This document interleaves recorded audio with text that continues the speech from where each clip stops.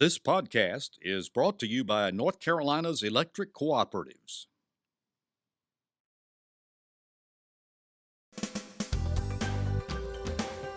This is NC Spin, an unrehearsed discussion on issues of interest to North Carolinians.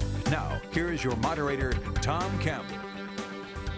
Thank you for joining this week's NC Spin. We've got a lot to cover, beginning with teachers threatening to strike and a judge declaring we're leaving too many students behind, ordering schools to do more. Monday was Martin Luther King Day, and we wonder what he would say about civil rights today as remarks from our Lieutenant Governor about Planned Parenthood emerge. And of course, we asked the panel to tell us something we don't know.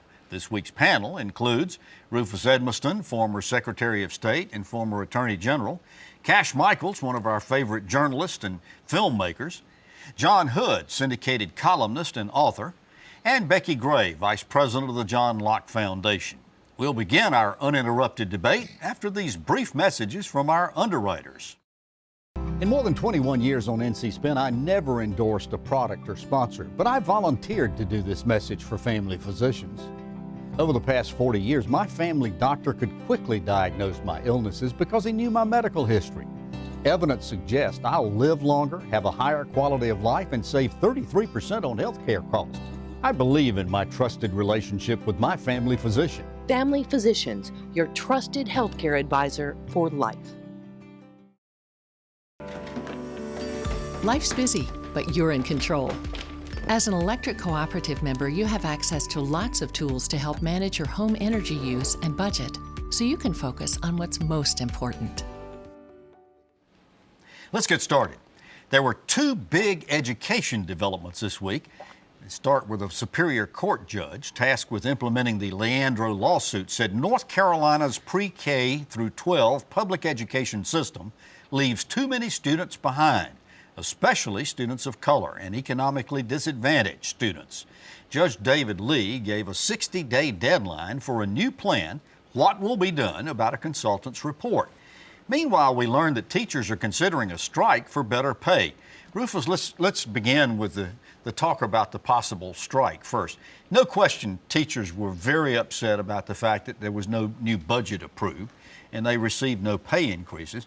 But state law says they can't go on strike. As former Attorney General, what's your reaction to this proposal? Well, it's on the books, there's no doubt about it, and it prescribes a misdemeanor for doing so, but there's been no evidence ever that anyone's been prosecuted for it. Now, I don't think there's any possibility. You use the word probable. I think that. No, I said possible, I think. That's a good way to describe possible strike, because it's not only the law, it's what would happen to the teachers otherwise. Reprimands, firing in some cases.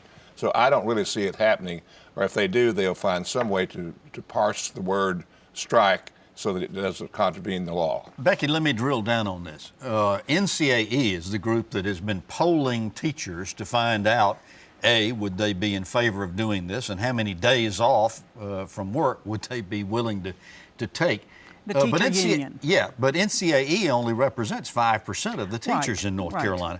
So would the strike have any chance of success if other teachers don't join NCAE? Well, I think that's the important thing to understand. When we say teachers and teachers are unhappy and those kind of things, that includes a lot of people. It's a very small number of teachers who are part of this, as you're saying. So, I don't know what the effect will have. I tell you one thing, when you're talking about this, and I understand the question from the NCAE to teachers is, would you be willing to strike for 1 day or would you be willing to strike for 5 days?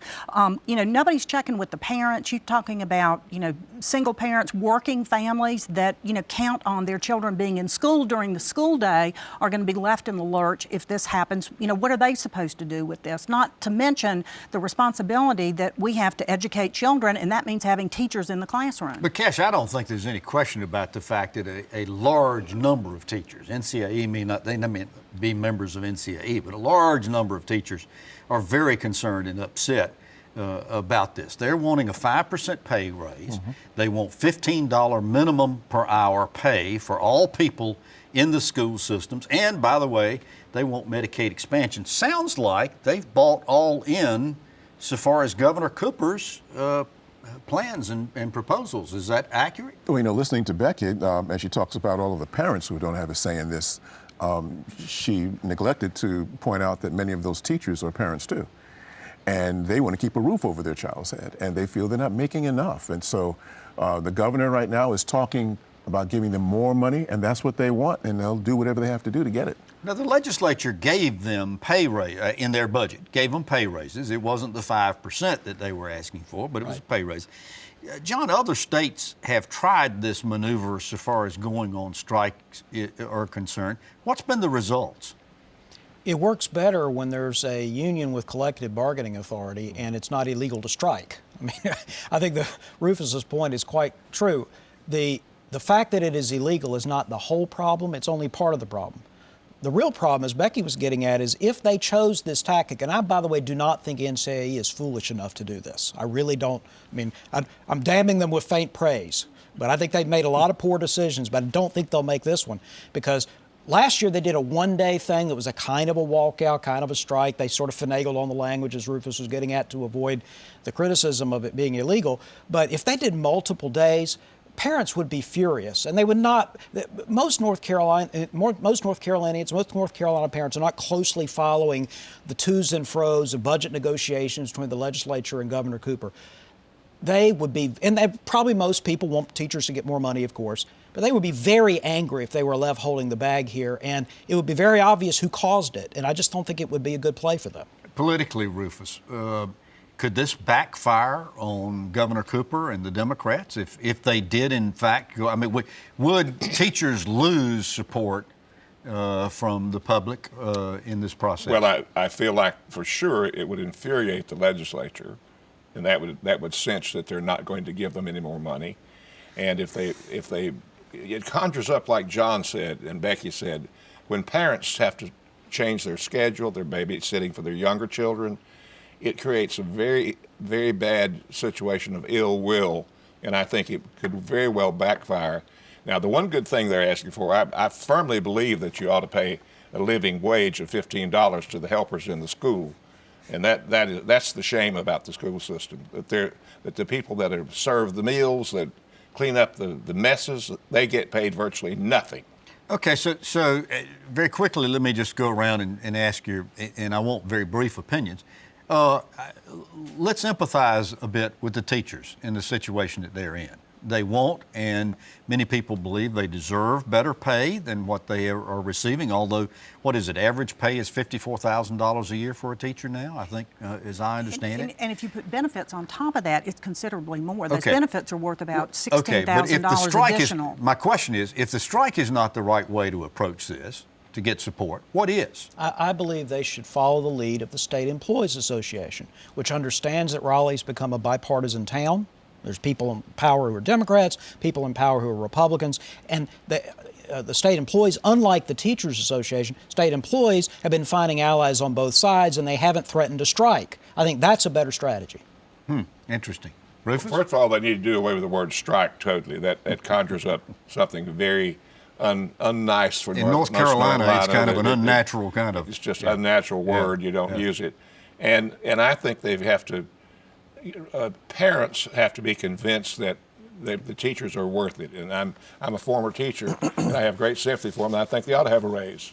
All right, Cash, what do you think? I think the teachers need to do a better job of getting their plight out, getting the reality of what they're suffering under out. This way, then parents can understand when it happens, because they have no leverage otherwise. Becki? I think we all agree good teachers need to be paid well. I don't think there's any question about that. I think it's worth reminding folks that teachers have gotten 5 consecutive pay increases. The 6th and 7th was scheduled in this budget that the governor vetoed and was able to hold that Democratic caucus to not override the veto. 3.9% raise is not 5%, but it's not nothing either. And if they were able to override the governor's veto, that would go into effect. But all of this kind of speaks to the topic of education reform in North Carolina. And we've talked about this quite a bit. Judge Lee ruled last week that a plan had to be developed within the next 60 days. He said that, as we said on the beginning, it is very obvious that we are not doing the job of providing the constitutional mandate. Rufus, you're our resident attorney and former Attorney General of North Carolina. Does David Lee have the authority to mandate that the legislature do something here? Well, of course he doesn't. And this is separate. Always, the Leandro case has always given me a big problem about separation of powers. Now, who would ever dream that that a judge would tell the legislature they have to appropriate money? It just doesn't work that way. And I have heard all the debates on education. I've never heard the legislature one time mention the Leandro case in my existence on this earth. If they didn't hear Howdy Manning yelling about it, then no, they didn't. And the governor set up a new commission. Well, what good's that going to do? Now, Cash, okay, Rufus raises a good question here. Terry Stoops, particularly with the John Locke Foundation, your organization, says that that the judge doesn't have the constitutional authority. There are others on the other side that says the court has every right to act when constitutional rights are being violated. And the judge says these constitutional rights to have an adequate education in North Carolina are being violated. Would you take one side or another of that argument? I believe that this case has been going on, since 1994. Republicans have been in charge of the General Assembly since 2011. I don't know what they've done that's measurable that fixes any of this, so they've ignored it. One of the reasons why you probably haven't heard it is because they've ignored it. So now everybody's going to complain about the fact that the judge is telling them to spend money that they've really not been spending. In fact, there's a lot of argument they've been cutting money from education. Well, the legislators are saying that they are raising the amount of money being spent on education every single year in every single budget. Now, this West Ed report says that when you factor in the cost of inflation, that the truth of the matter is per pupil spending on education has actually declined 6% since 29. How significant a factor is this per pupil spending and this inflation? It is the critical part of the separation of powers dispute that Rufus was talking about. You could believe that we should spend $8 billion more collectively on public schools, as the West Ed report recommends, or you could believe it should be $4 billion or $12 billion or $16 billion. Now, that is a decision for elected legislators to make. At best, what Judge Lee can do is force the governor, who is apparently in the consent, and the governor's appointees to come up with some proposal that comports with the West Ed consult. But the legislature is essentially not represented in the conversation. As far as I know, they cannot be mandated to enact a single additional dollar just because some Superior Court judge says they have to.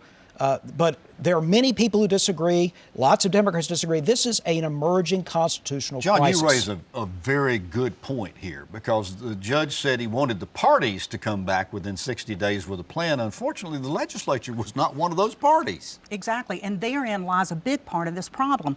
If you read Judge Lee's order, the consent order, the General Assembly is only mentioned in that order just a couple of times. They are left out of this discussion entirely. The other thing is, this West Ed report has been apparently thus far just accepted across the board as this is what we're going to do. Every fact included in that report is true, is the assumption with this. And so they're proceeding that way without looking at other research, other sources, bringing other people in. They're just accepting this report that's done from an outfit out of California and saying, well, this is what we're going to do, and you have to do it within 60 days. And the whole notion of the money, I found this interesting too. So what this consent order says is you have to spend $8 billion more over 8 years. What it doesn't say is, what are we spending and how might we reallocate some of those funds? Well, spend those in a different way. It did address changing the formula. Changing the formula, but just formula. if you've got a problem, just adding more money to it after looking at this since, as Cash pointed out, since 1994, that doesn't fix the systemic problems that we have. But the inescapable point, Rufus, is we are not providing the sound basic education our Constitution allows for. Problem is, what is that sound basic education, and how do you get there, and what do you do? It's very nebulous. May I point out, too, that one of the great axioms of the legal system, you learn it in the first course in law school, is courts do not issue orders that can't be enforceable. I know no way this could be enforceable. Are you going to hold the entire General Assembly in contempt? Are you going to hold the governor in contempt? Who makes the remedy the best here? And there's no way to enforce it. Cash, Rufus is right. We're setting up for a showdown here, are we not? Let's have it. Because what leverage do we have over the legislature? If then we're in trouble.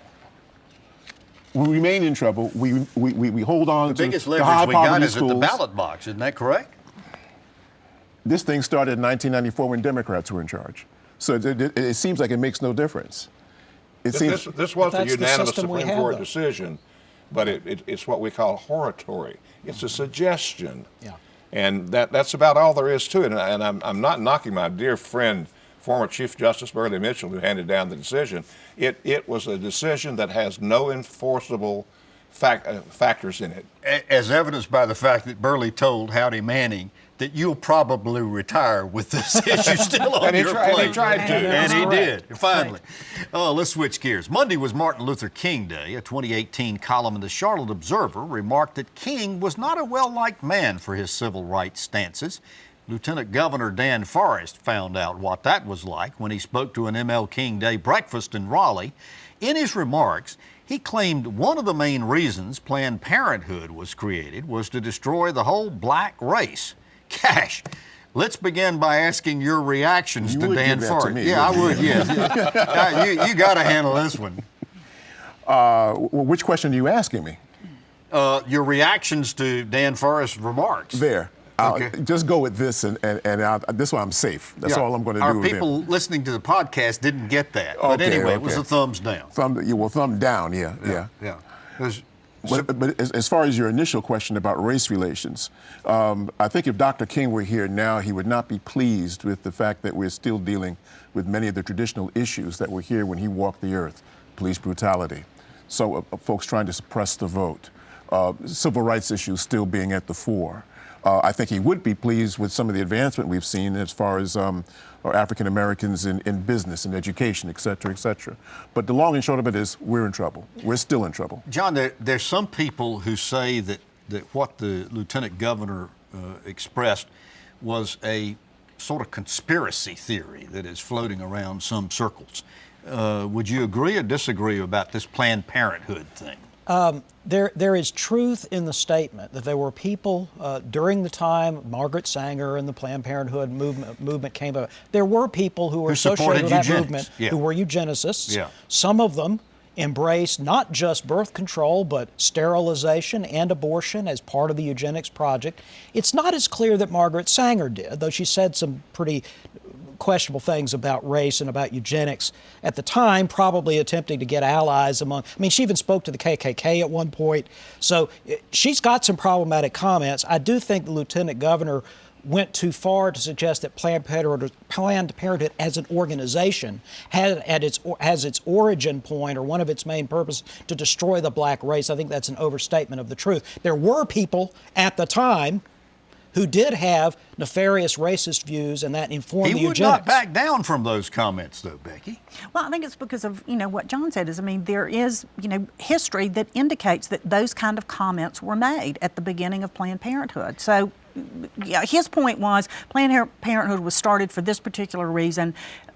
It's a little bit of a stretch, but it is based in some facts, some historical facts that are out there. Okay, I'm going to ask if you can connect the dots. Here was his rationale in his speech. He said that his daughter was studying genetics in school, as most school children do, specifically dominant and recessive genes. He went on to say that skin color is a dominant and recessive gene trait, and that it's what the civil rights battle was all about. I thought it was a very unusual speech to be made on Martin Luther King Day, but does he connect the dots there? I don't connect any. I put it this way. I don't understand what the gentleman was talking about. What was his point? I think he was trying to say that skin color and other characteristics are just like height and weight, and they're just genetic, and there isn't any moral weight to them. He was trying to make he was making an anti-racist point. The challenge here, though, was that there are absolute true elements to the critique, that eugenics had a racist element, that had a racist intent among many people, and that people who supported from birth control to sterilization to abortion, had some of those views. I just think you can't assume they all did. Yeah, but one of the things we're leaving out, though, is that some of the supporters of Margaret Sanger included Coretta Scott King. Well, not only that, W.B. Du Bois, but the etc. the NAACP has been a big supporter of Planned Parenthood and through the years. Let's also, go it's important to remember that Margaret Sanger was a birth control advocate. She was not actually an abortion advocate. Let's go back to the Charlotte Observer column. I was sort of intrigued. They reprinted it in the News and Observer this week. The Charlotte O says, we are coming to observe a cuddly Martin Luther King instead of the fighter that he was during the 50s and 60s, and many of us who lived through that. Have we distorted the image and the work of what he did, Becki?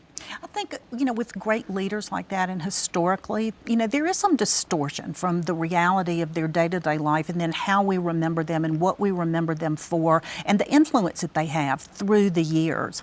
As you mentioned, during his day, Martin Luther King was a human being like the rest of us and had flaws and was, prickly, I think, in some circumstances. And, everybody didn't love him. But, the further that you get and the more that you remember his legacy and what he left, you pick the good things, and there's certainly plenty of good things to pick from that. I don't think there's any question about it. The fight that he had for civil rights and minorities in the country and in our state. He did his, I've seen a I Have a Dream speech. The first time he did it was in Rocky Mount, as a matter of fact. So where does the civil rights fight today, Rufus? How would you define race relations in North Carolina today? Well, they're better than most states, I think.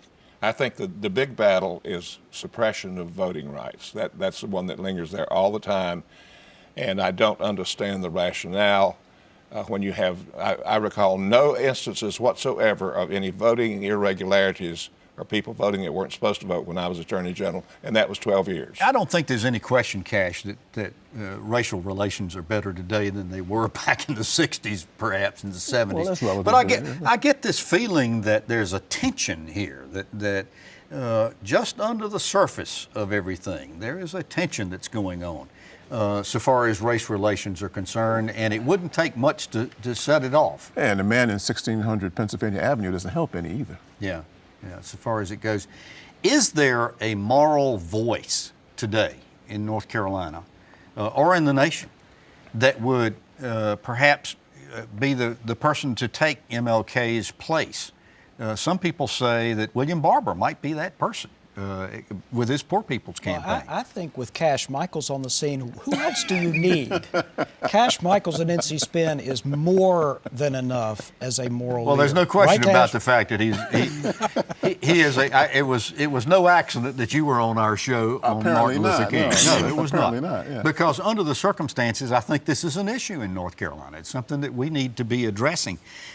Is the nation willing to hear civil rights discussions today, Becki? I mean, we've gotten so partisan. And I think absolutely, and I think that, across the nation and right here in North Carolina we are. One thing that really struck me as I was preparing for the show and kind of reviewing Martin Luther King's life, and, one thing that struck me is through his career and through his movement in civil rights and his leadership of that, he recognized that through that there were other issues, there were other things that came. Cash has mentioned, affordable housing, police brutality, education, all of those things that healthcare, yeah. All of it. And so, as we approach challenges, I think we need to be inclusive and look at all of this and how this affects all populations. I will have to tell you that if you have anywhere close to an open mind, go to Birmingham and go to the Civil Rights Museum down there. It is one moving experience. When you see Bull Connors with the fire hoses back in the civil rights movement days, it will make a difference in the way you think about things. Let's move on to ask you to tell us something we don't know. Cash. I'll tell you something I didn't know. I did not know that my colleague here, John Hood, was a tap dance teacher. And would love to see video of this. I cannot. In one show, we're just going to have John performing. I really want to see That's this. every show.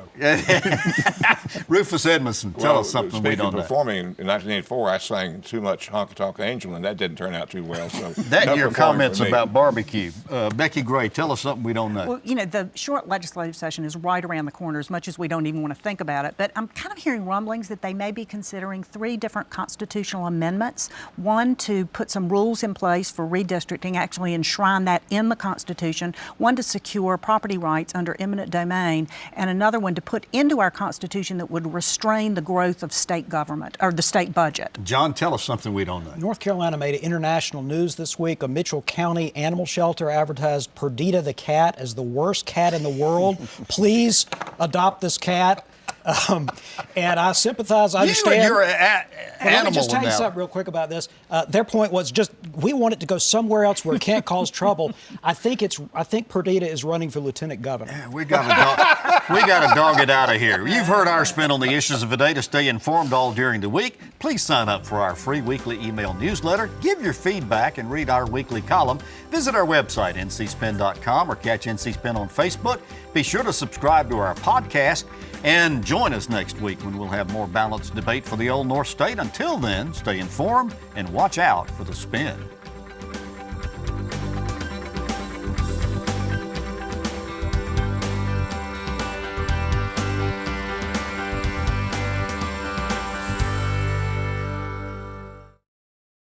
In more than 21 years on NC Spin, I never endorsed a product or sponsor, but I volunteered to do this message for family physicians. Over the past 40 years, my family doctor could quickly diagnose my illnesses because he knew my medical history. Evidence suggests I'll live longer, have a higher quality of life, and save 33% on health care costs. I believe in my trusted relationship with my family physician. Family Physicians, your trusted healthcare advisor for life. Life's busy, but you're in control. As an electric cooperative member, you have access to lots of tools to help manage your home energy use and budget, so you can focus on what's most important. North Carolina Channel is made possible by the financial contributions of viewers like you who support the UNC TV network.